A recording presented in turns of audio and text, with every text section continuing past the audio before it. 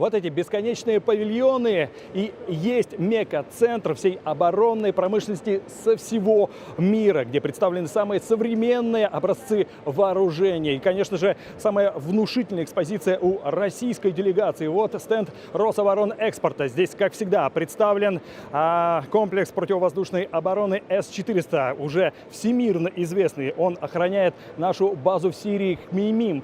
Ну и, конечно же, другие боевые машины, которые представлены на экспорт. Как всегда, мультимедийная выставка. И вот еще одни машины Уралвагонзавода. Здесь впервые за рубежом представлен наш танк Т-14 «Армата». Но пока что только макетом. Ну а все его боевые возможности показываются вот в этом ролике на огромном экране. А на информационных планшетах ультрасовременного стенда Рособоронэкспорта можно найти все характеристики «Арматы» и других боевых комплексов, самолетов, боевых машин, которые экспортируются нашей страной. Внедрение в российское оружие, в том числе и экспортные образцы технологий искусственного интеллекта – одна из приоритетных задач, поставленных министром обороны Сергеем Шойгу. И на этой международной выставке применением роботов в военном деле интересуется весь мир. Роботизация в оборонной промышленности – главная тема этого салона в Абу-Даби. Здесь повсюду вот такие комплексы, которые работают на основе искусственного интеллекта. Они сами опознают цель, сами ее захватывают и ждут только команды от человека для того, чтобы ее уничтожить. Также еще тема этого салона – борьба с беспилотными летательными аппаратами. Здесь это прежде всего и российская сторона готовит громкую презентацию своего комплекса радиоэлектронной борьбы, который глушит любые беспилотники на расстоянии 20 километров. Алмаз Антей впервые вывел на международную арену «Викинга». Это экспортная версия комплекса БУК-М3, совсем недавно поступившего на вооружение российской армии. Дальность стрельбы у этой новой системы увеличилась в 1,5 раза. И теперь можно сбивать ракетами любую воздушную цель на расстоянии 65 километров. Множество российской бронетанковой техники экспонируется известным производителем тяжелых боевых машин Уралвагонзаводом. В Абу-Даби свои боевые машины, оружие и многое другое, более 400 образцов, демонстрируют все ведущие российские оборонные предприятия. Огромное внимание к взаимодействию с Россией у принимающей стороны. Министр промышленности и торговли Денис Мантуров встретился и обсудил дальнейшее сотрудничество предприятий двух стран с наследным принцем Эмирата Абу-Даби. Прошлый год между Россией и Арабскими Эмиратами был рекордным с точки зрения товарооборота, который составил больше $3 миллиардов. И это далеко не предел. Наследный принц поставил вопрос о том, что нужно дойти до цифры как минимум $10 миллиардов. Конечно же, посыл в сторону создания совместных предприятий. И уже в этом направлении мы имеем результаты. В первую очередь, это совместное предприятие Тавазуна с нашей компанией «Аурус», где российская, точнее, эмиратская сторона занимает более 30% доли участия. И сотрудничество идет активно.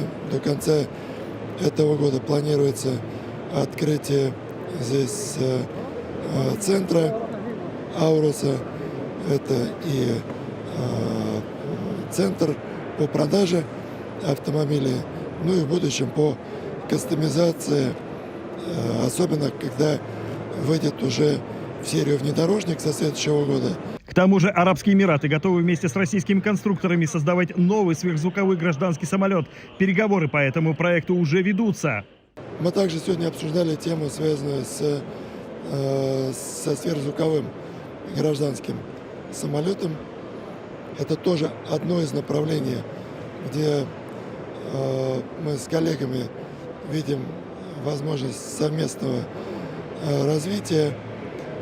Так же, как, кстати, по вертолетам, помимо того, что там эмиратская сторона участвует в капитале вертолетов России. На этом международном салоне вооружений демонстрируется все самое лучшее. Именно здесь впервые Калашников представил на весь мир компактный пистолет Лебедева и инновационный автомат АК-19. Глава Ростеха в эксклюзивном интервью нашему телеканалу особо отметил эту новинку стрелкового вооружения. АК-19 – новый современный автомат, который мы впервые показываем на международной выставке с натовским патроном, 223 Ремингтон. Очень хороший, во-первых, и по цене хороший, и по качеству хороший, и по своим характеристикам. Поэтому я думаю, что это будет пользоваться спросом катера, в том числе десантные катера, патрульные катера. Калашников тоже делает холдинг. Я думаю, что тоже будет интерес к ним.